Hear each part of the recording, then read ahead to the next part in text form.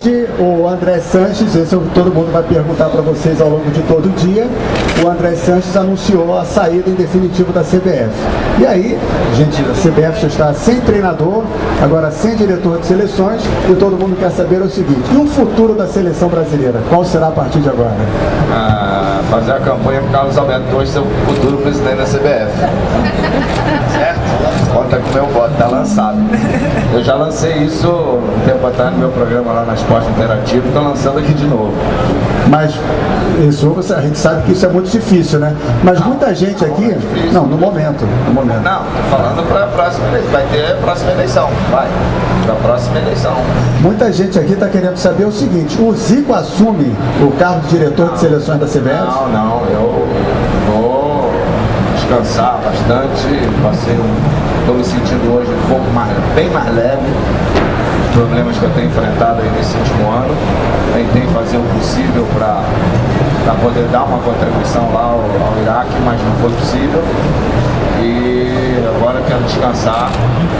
E acho que tem muita gente boa capacitada, caso isso se transforme em verdade, essa possibilidade de vir um novo diretor de futebol. Eu acho que nós temos pessoas aí muito bem preparadas para assumir esse cargo, que estão fazendo isso no futebol, e eu acho que podem ter uma oportunidade no CBF. Como você rolou a bola para o capitão, eu gostaria de saber dele se existe, já passou pela sua cabeça essa possibilidade de assumir a CBF um dia, ou um cargo remunerado na seleção, no futebol da CBF. Depois eu faço outra pergunta. Não, nunca passou, evidentemente, pela minha cabeça. Porém, nós temos definitivamente que fazer algum movimento, nós que eu digo, nós do meio do futebol. Nós que realmente somos criados, nascidos e criados, e somos do meio. Já teve meses atrás, as pessoas começaram a especular quando o Ricardo Teixeira saiu. Eu falei, não, eu sou candidato. Se me lançarem, logicamente a gente aceita fazer uma coisa que eu, modéstia à parte, sei fazer, que é trabalhar com futebol. Então a eleição é daqui a 2 anos, mais ou menos. E se realmente houver um movimento das pessoas do meio que eu conheço um pouco, conforme o Zico, o Romário, o Ronaldo, enfim, aí eu aceitaria a tarefa. Porque na Europa é comum, ex-jogadores, campeões do mundo, de grande capacidade, enfim, por que não no Brasil? E falta isso, aí a pergunta para os dois: ao comando da seleção hoje, a presença de ex-jogadores que já tiveram experiência em seleção brasileira, em Copas do Mundo, na comissão técnica? Eu acho que não é o que falte. Eu creio que muitas vezes os próprios jogadores não se ligam muito, não se preparam muito para essa condição. Eu acho que seria importante que os jogadores de futebol também pensassem nessa situação de se preparar para ocupar cargos após encerrar a carreira. Então esse também é um problema, né, que os próprios jogadores, quando estão em atividade, eles procuram só aquele momento ali de jogador e tal, não se preocupam em se preparar após fazer algum curso, fazer alguma visita, algum estágio em algum lugar para ocupar esse tipo de cargo. Porque eu acho que hoje o futebol é uma série de cargos, né, do espaço que pode ser ocupado por jogadores de futebol.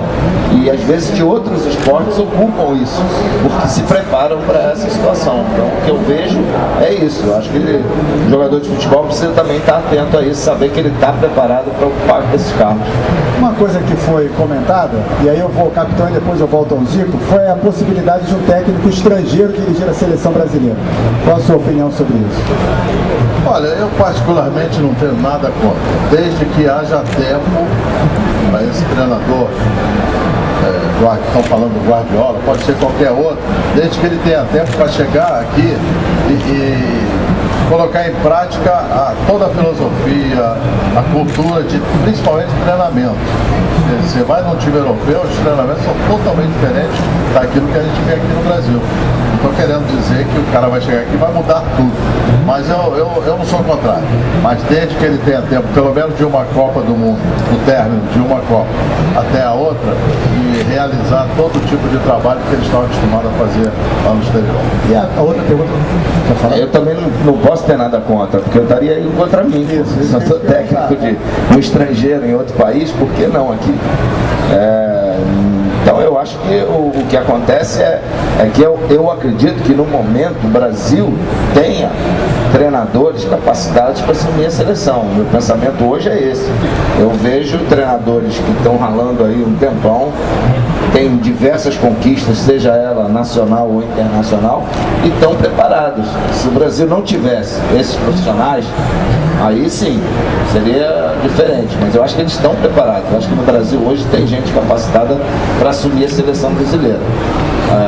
Agora, não tem nada contra um treinador estrangeiro ser treinador da seleção. Agora, isso é importante que o Carlos Alberto falou, o que os brasileiros não têm é tempo para se trabalhar. Por exemplo, o que eu toco da questão do Mano é isso. Todos os treinadores, desde 90 ou 94, sei lá, tiveram uma espinha dorsal, uma base da Copa anterior. O de 98 aproveitou 94, o de 2002 aproveitou 98. O Mano foi o único que não teve isso. Ele não conseguiu aproveitar ninguém de 2010, por problemas de idade, problemas de condição. Então ele teve que fazer uma coisa nova. E ninguém faz uma seleção da noite para o dia. Você está num clube, você em 3 meses arruma um time. Você está com aqueles caras todos. Mas na seleção você não. Um dia você tem que provar um, no outro dia tem que experimentar outro. Aí o cara que você quer não pode vir, está machucado. E às vezes vai levar 1 ano. O do Mano levou 2. Eu enfrentei uma seleção brasileira agora, e digo, a seleção brasileira que jogou contra o Iraque com todas as deficiências, mas é uma seleção maravilhosa, jogadores excepcionais e jogadores que eu tenho certeza juntos, treinando juntos, tendo tempo, seria uma seleção ótima para representar o Brasil em 2014. Agora, esse tempo todo, muitas vezes ele não conseguiu botar em campo aquele time que talvez fosse o ideal dele, né? Você como treinador estrangeiro em um outro país, qual é a maior dificuldade que enfrenta? A primeira que eu tenho é a língua. Uma coisa é você falar diretamente com o jogador e a outra é depender do intérprete. Agora, por exemplo, no Iraque o intérprete não falava direito português e uma vez eu mando para atacar e manda defender. Entende uma coisa? Pode acontecer isso. 2 jogadores que eu cheguei lá na Arábia e falei, pô, o cara falou, você mandou fazer isso? Eu falei assim, não, mandei fazer o contrário. Aí eu tinha que falar inglês, aí eu passei a não confiar mais. No Uzbequistão o cara era professor de filosofia, entrava de terno no campo. Então, isso é o problema. Uma coisa é você usar o cara, quer falar alguma coisa com o jogador, você quer mostrar alguma coisa. No campo não, no treinamento eles pegam com facilidade. Agora, o diálogo, o papo, alguma coisa que você quer mais, é bom que fica dependendo na mão dos outros, né? O capitão passou por isso, né? Isso que você está falando, eu trabalhei no Azerbaijão. E tinha hora que você tem que... Estão fazendo, você tem que chegar no vestiário, tem que chegar junto com os jogadores. Aí mandava um intérprete, os 2 aí. Não posso falar isso pros caras não, são meu sangue. Aí como é que vai? Aí ficava a mesma coisa. Eu não falava a língua deles, pô. Esse é o maior problema de treinador brasileiro que sai para esses países, né?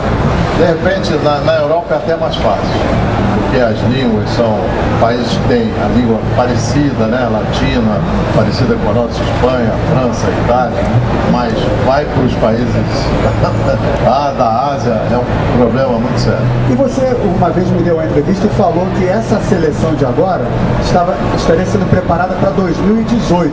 Você não é que estaria sendo preparada, mas que estaria no ponto. Após a Copa da África, acabou-se uma geração. Acabou.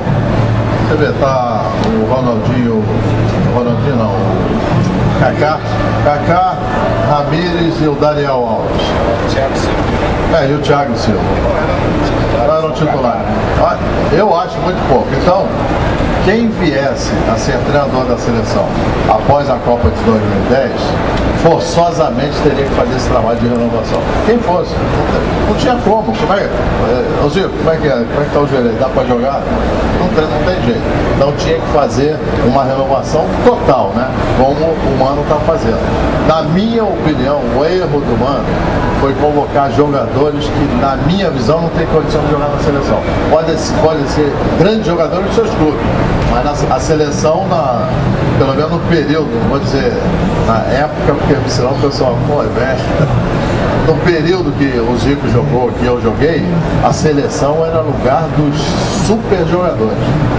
Só merecia ir para a seleção quem realmente fosse muito bom de bola. Vai fazer favor, não, mas o cara há 4 anos atrás jogou bem na seleção, não interessa. Quero saber o que ele está jogando agora. Essa era a tônica antigamente. E o Mano errou porque ele começou a chamar jogadores que a gente não conhecia. Saía a relação, falei, pô, peraí, quem é esse jogador? Onde é que ele joga? Joga lá na Ucrânia, não sei aonde, não faz mal. Mas contanto que reconhecidamente esses jogadores fossem capazes de envergar a camisa brasileira. Eu acho que esse foi o grande erro do Mano. Agora, a seleção que foi sendo descoberta, né, e formada, que é a que nós temos hoje, já se tem uma base. Na minha opinião, eu sou otimista, mas sou realista. Eu acho que o Brasil vai ter uma seleção fortíssima na Copa de 2018. São esses garotos que hoje têm 20, 22 anos, e em 2018 vão estar ali com 26, 27, 28 anos, que é o ápice da carreira de qualquer jogador de futebol. Com experiência, técnica, enfim, a evolução que eles vão tendo a cada ano.